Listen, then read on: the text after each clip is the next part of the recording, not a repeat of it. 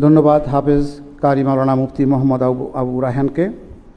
নবনির্বাচিত মাননীয় সংসদ সদস্যবৃন্দ, এখন গণপ্রজাতন্ত্রী বাংলাদেশ সংবিধানের 148 অনুচ্ছেদ, তৃতীয় তফসিলের 5 অনুচ্ছেদ এবং জাতীয় সংসদের কার্যপ্রণালী বিধির 5 বিধি অনুযায়ী মাননীয় স্পিকারকে ত্রয়োদশ জাতীয় সংসদের সংরক্ষিত মহিলা আসনে নবনির্বাচিত মাননীয় সংসদ সদস্যদের শপথ পরিচালনার জন্য বিনীত অনুরোধ করছি।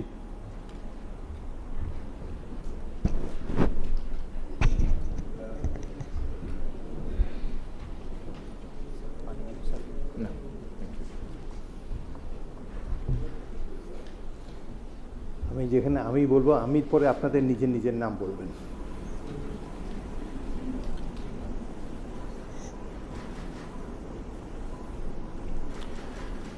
বিসমিল্লাহির রহমানির রহিম।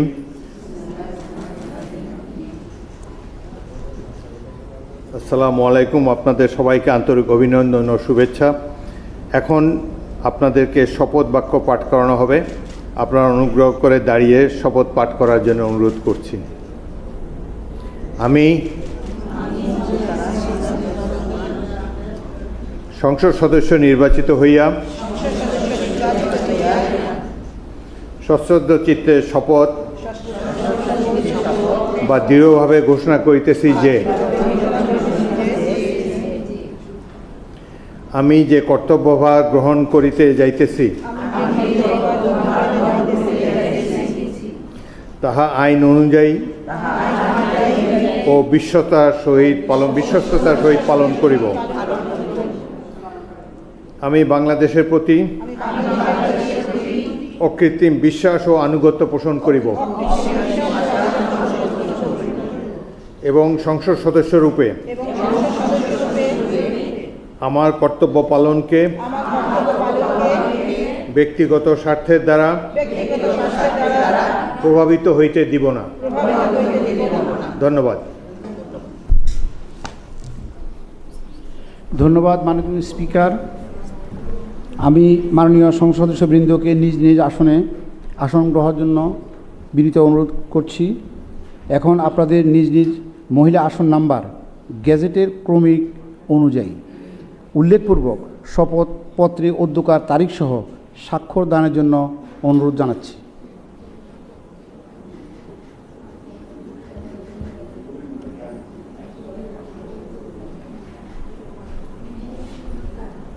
আমার প্রথম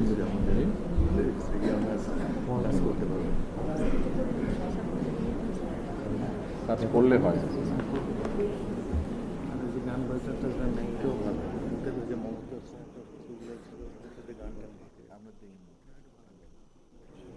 আমরা একদম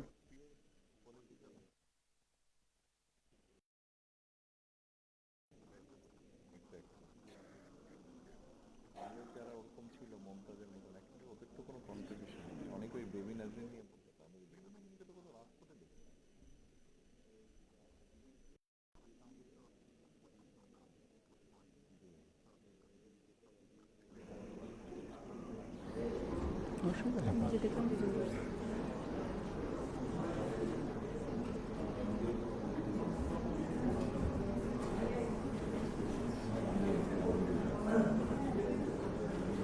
শেষ করি।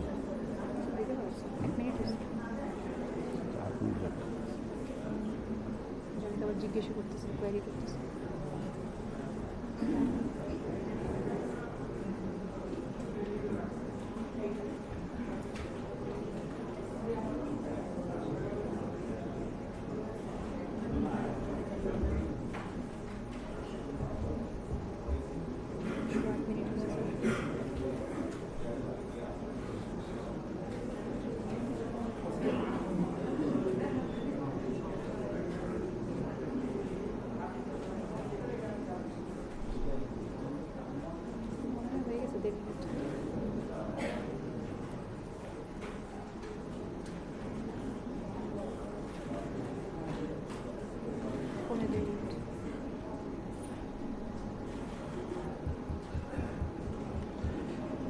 আমি সদ্য শপথ গ্রহণকারী মাননীয় সংসদ সদস্যবৃন্দকে সংসদ সচিবের অফিস কক্ষে রক্ষিত সংসদ সদস্যদের তালিকা বইতে স্বাক্ষরের জন্য সংসদ ভবনের 3য় লেভেলের দক্ষিণ পশ্চিম ব্লকের 323 নং কক্ষে গমন করার জন্য অনুরোধ করছি। সেখানে আপনাদের স্বাক্ষর গ্রহণ এবং প্রয়োজনীয় কাগজপত্র ব্যাগ প্রদানের ব্যবস্থা করা হয়েছে। এছাড়া স্বাক্ষর শেষে আপনাদের পরিচয়পত্র প্রস্তুতির জন্য ফটো তোলা ও ফিঙ্গারপ্রিন্ট প্রদানের ব্যবস্থা করা হয়েছে। আপনাদের সকলকে ধন্যবাদ। মাননীয় স্পিকার মহোদয়ের সদয় অনুমতিক্রমে শপথ অনুষ্ঠানের প্রথম পর্ব এখানে সমাপ্ত ঘোষণা করছি। সবাইকে ধন্যবাদ। আসসালামু আলাইকুম।